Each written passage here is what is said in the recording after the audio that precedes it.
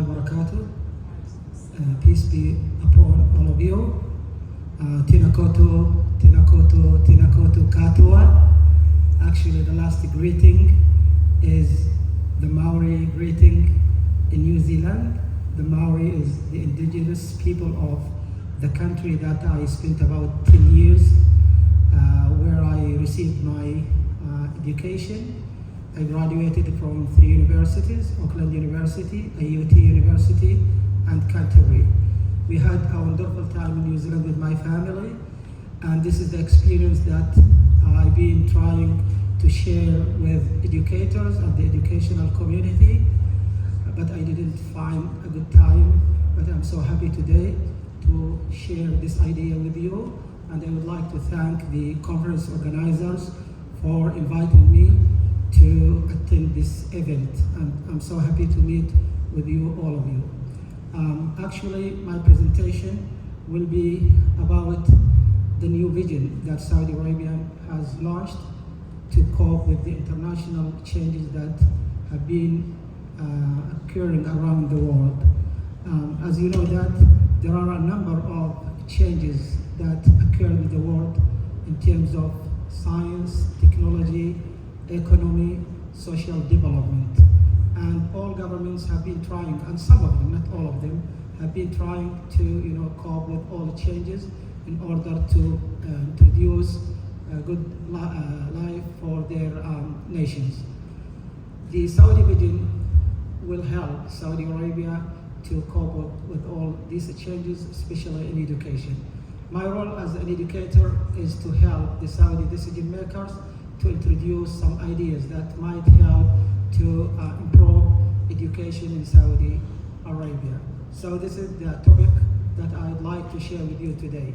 Along with the Saudi Vision 2030, preparing a creative and innovative generation has become a necessity. How can we achieve that?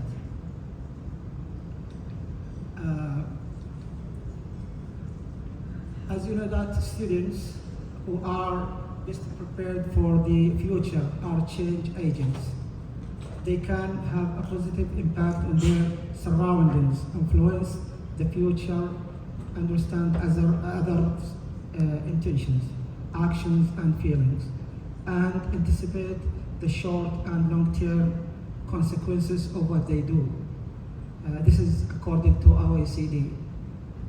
The OECD organization stated that the aim of this project that countries should work on is to help countries to find answers to far-reaching questions, help develop knowledge, skills, attitudes, and values, what they will help today's students to thrive and shape their world, help to find out what instructional systems develop these knowledge, skills, attitudes, and values effectively.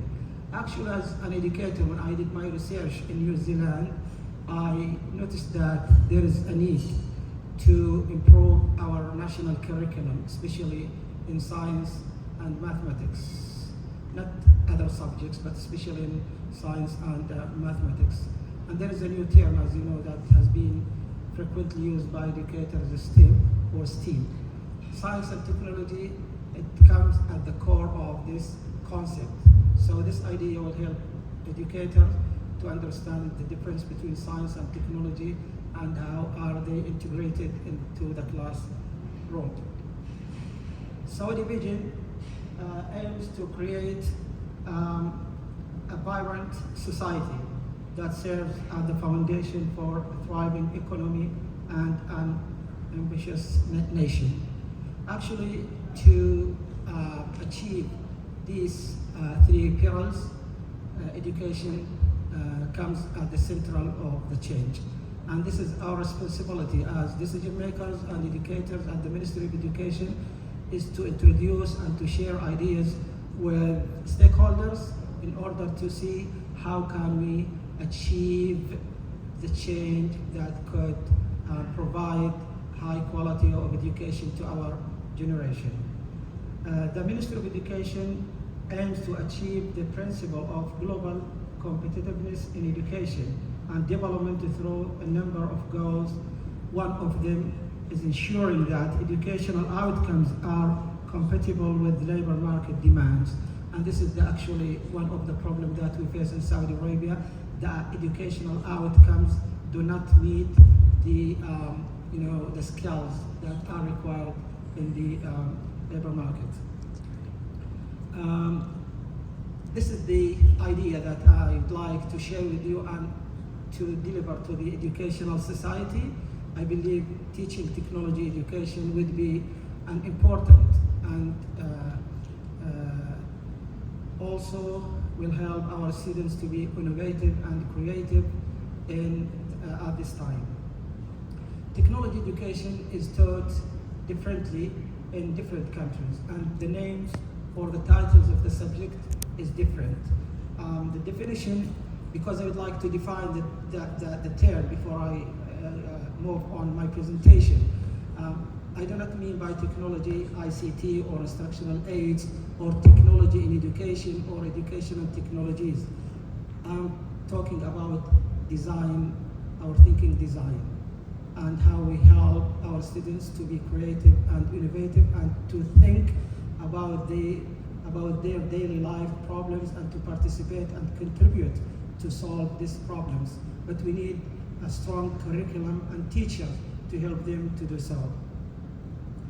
According to the New Zealand Ministry of Education, technology education is defined as intervention by design. It uses intellectual and practical resources to create technological outcomes which expand human possibilities by addressing needs and realizing opportunities.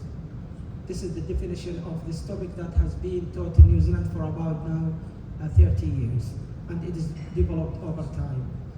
Also, according to International Technology Education Association, ITEA, technology defined as how people modify the natural world to suit their own purposes. And this is the definition of technology that I want to share with you.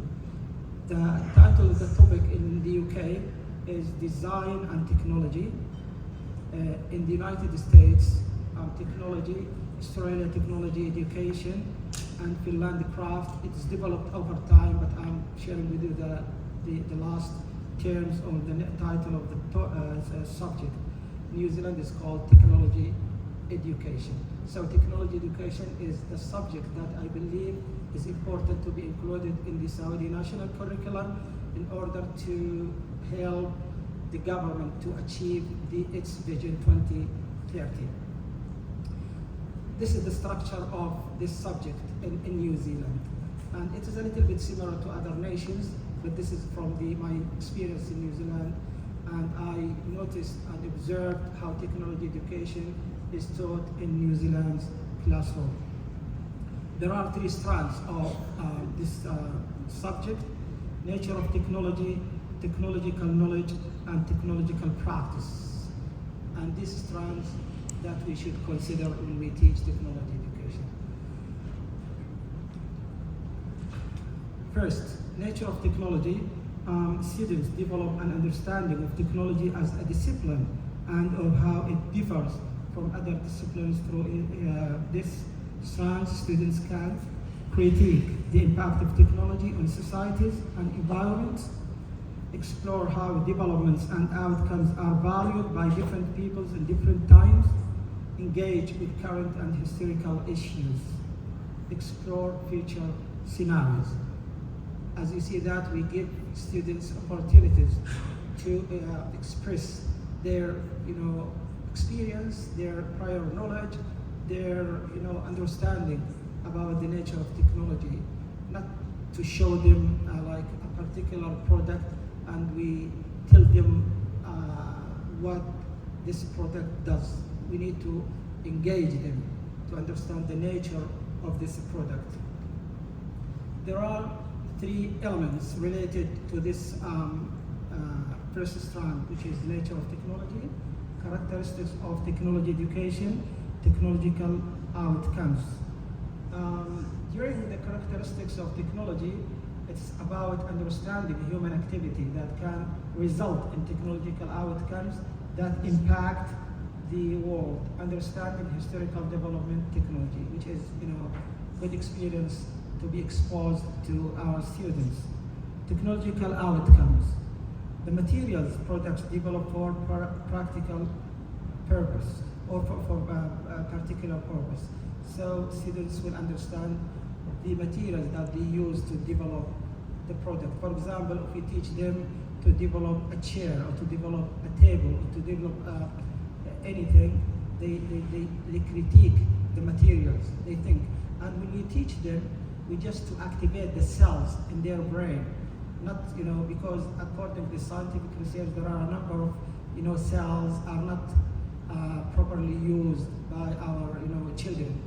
And we need to involve them in like hands-on activities in order to, activate and to run all these dead cells. Technological knowledge, and this is very important for me because students during learning this technological knowledge develop specific knowledge concerning technological enterprises and environments, understanding of how and why things work together. This is about the system. Students learn how functional modeling is used to evaluate designs, ideas, and how prototyping is used to evaluate the fitness for purposes of systems and products as they are developed. You see that now new technological terms are, infused and, shown to our generation to know about them. They think about the new, for example, the cell phone or the car or any mechanical, machine. They think about the function, what we mean by functional modeling and what we mean by prototyping. So when they learn about these terms in the future, they can effectively involve in the industrial environment. Understanding of material properties, uses and development is essential for understanding how and why products work the way they do. An understanding of the essential parts of systems and how these work together is necessary for understanding how and why systems operate in the way they do. When students learn about technological knowledge, they know three important things: inputs and system and outputs. They know that every product in the world has to go through three important steps. The inputs, when they gather data and they justify why this data is presented. Also the systems, how things work together. If we stop one, the other thing or the other parts, what's gonna happen for them. And the outcomes. Technological systems or technological knowledge consists of three elements. Technological system, understanding of how products parts work together, and this is very important. Technological modeling involves learning how to create functional models and prototypes for products before evaluating further developing them. Technological products relates to materials and their usefulness for support development. Students can develop their ability, to evaluate materials in terms of their best usefulness. When I did observation in the New Zealand classroom year 2, the project was about designing an enclosure to save a small animal in New Zealand. Is called the gecko. And the teacher asked the students to give information, what information. We talk about the prior knowledge that they have about this small animal. And they said, yeah, this is the gecko. So what do you know about it? Where, its location. After that, the teacher started, to attract them about the problem that might face the gecko. In the end, the students discovered that the gecko will be in danger. So how can we save it? They started to give some solutions, and it's kind of problem solving. After that, when they decided and agreed on the solution, the teachers asked them, how can we design this enclosure? And they went through different processes until they designed this. I was so amazed by this way of teaching, and this is the way that we should see in our schools. Technological practice, the third strand. Students examine the practice of others and undertake their own. Develop a range of outcomes, including concepts, plans, briefs, technological models, and fully realized products or systems. As you see, we have started to engage students in a new and different technological terms that are important for their future and also for the future of our nation. Investigate issues and existing outcomes and use the understandings they have gained together with design principles and approaches to inform their own practice. Learn to consider ethics, and this is very important. Ethics have to be taught in our schools, to think about our surrounding international environmental issues. We need to allow our students to express their feelings and attitudes about these issues. Not only, for example, if we talk about air pollution, what do you think, how we solve it? The pollution, ocean pollution, and other environmental issues. This strand has three elements. Brief development. Students discover the values of other cultures, and this is very important to effectively engage our students to discover the communities and nations around them, and to respect their thinking, to respect their ideas, and if they notice anything that is against our community, they justify why and the way that could, adapt it in another way that fits with our cultural context. Also, outcome development and evaluation is the second element. Students involved in research and experimentation and analysis, testing and evaluation against the brief in order to design ideas and to refine potential outcomes. And this is the issue that we discussed yesterday at Center of Research and Development at the Ministry of Education. We discussed the idea that students have to be involved in research, and the research in our educational context should be divided into different levels, and one of them is the students' research.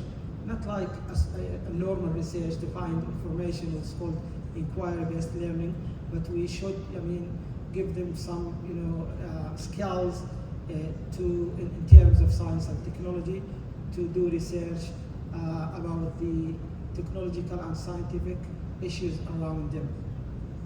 Planning for practice, taking care of the environment and developing ethical decisions and dealing with appropriate resources around sustainable development. Students explore their own and others' values and understand how these values influence the process of decision making. Actually, we need this at this time because the Saudi government has started to implement a strategy regarding saving our environment.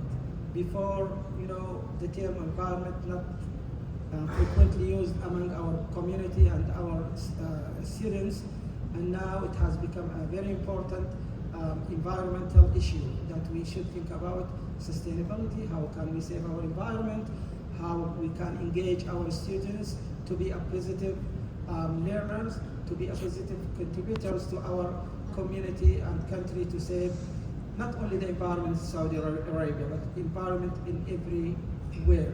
And when I was in New Zealand, it was a good experience for me to know how New Zealand is, how New Zealand works to save New Zealand environment by applying different strategies. This is very important step. This is about the theory that I discussed, and now how we can implement technology education in the classroom. There are two major things that we should consider when we teach technology or implement technology into the classroom. The conceptual knowledge, know that, and procedural knowledge. You see the shift from like theory to practice. And the conceptual knowledge is the main focus of our Saudi national curriculum. And now we need to move them to a practical way. McCormick indicated that solving problems and design present procedural knowledge. It's continuing for the conceptual knowledge. So we, as teachers, and when we design the national the subject of technology education, if it is agreed upon, we should consider both concepts. Implementing technology in education versus Saudi Arabia. I'll give briefly about my observation when I attended technology education in New Zealand and in Saudi Arabia. In Saudi Arabia, actually, I attended a science classroom because we don't have a technology education subject. As you see that teaching technology in New Zealand, teachers applied conversation strategy. It includes fund knowledge, making connections and links, management of learning, and technology knowledge and skills. All the things that I showed you in the presentation were implemented into the New Zealand classroom, regardless the grade, year 1 or 2, or at high school. Also, other strategies used, such as product generation, and this is the strategies that we should use when we teach technology education. The students were involved in an activity that provided them with skills of processing shelters, the enclosure of the gecko. And also, number 2, in engineering design and development. As you see, we moved towards STEM concept. Students help students to identify problems, specifically how they can protect the gecko. This problem is related to technology in nature. Students then develop a solution to the problem by designing a suitable product, the house, to solve the problem. In the thesis, I have a photo with the teacher and her students when they celebrated designing and finishing the product. Conceptual knowledge, know that they designed actually in the end the enclosure that they think it will save the gecko. In Saudi Arabia, as you see that Saudi Arabia, when teachers teach science, they use a 5-step strategy. It consists of 5 steps: preparation, explanation, exploration, explanation, evaluation, and enriching. But in fact, they teach them, or they go through these steps in a theoretical method, no practice. I couldn't see any practical or hands-on activities in the classroom. The teacher taught them about the solar system, and he brought like a model of it, and students should design this. And they critique all the steps from the beginning until they provide the, or they finish the product. I was thinking when I do my thesis, so how can we help science teachers, not in Saudi Arabia, around the world? So I designed this model, Almutairi's model of the relationship between science and technology. I'll go briefly. When we train teachers to teach science and technology, they should think about this model. I cannot say it's the right model, but it can be developed in the future. And it shows the relationship between science and technology. Science, we talk about science, scientific facts, technology, technological facts. And in the end, we supply or produce scientific knowledge and technology, technological knowledge. If you want, I will share with you after the presentation this model, just to save time. Expected outcomes of teaching technology education, either in Saudi Arabia or other nations. Teaching technology education in the Saudi national curriculum will assist the students to know the features of systems, input, process, output, develop their ability to discover and use technological resources, develop their creative thinking in studying and analyzing problems, increase self-confidence to make decisions, apply mathematical and scientific concepts related to technology, and appreciate handicraft and respect those who practice it. And we should see all these that actually are not existing in our classroom today. My message today is to establish a design and a technology community. So I would like to conclude my presentation to share with you my key points that are Saudi Vision 2030, design and technology education. Education should exist in the national curriculum to create a creative and innovative students. Establishing a design and technology education has become important to involve more stakeholders in discussing the future of the subject through these points. How it exists in the curriculum, how it is structured, how it is taught, how are teachers trained to become capable of understanding and teaching these new concepts in the curriculum. This is what I expect as a researcher and educator from teaching technology education in our national curriculum. So if you'd like to join the community to establish a design and technological community, you could contact me via LinkedIn. And thank you very much for your listening. And if you have any question, I'm happy to do so. Are there any questions from the audience for Dr. Abbad? This is where I do my